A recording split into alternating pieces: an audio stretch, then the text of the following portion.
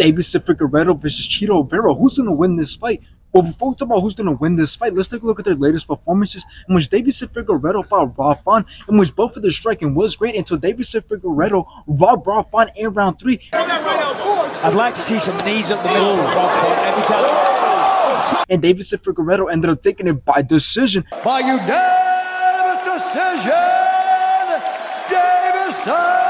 At this, Deiveson Figueiredo went on to fight Cody Garbrandt, in which both started out very slow in round 1 until Deiveson Figueiredo got him in a rear naked choke and made him tap in round 2. Now he's starting to get the tag that choke. Now it's looking tight.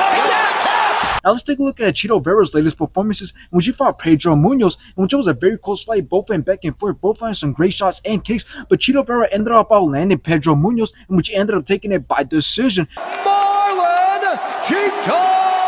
After this, Chito Vera wanted to fight Sean O'Malley, and when Sean O'Malley rocked him around 2, Sean O'Malley completely outclassed and outlanded Chito Vera, in which he won every single round and ended up taking it by decision. And still!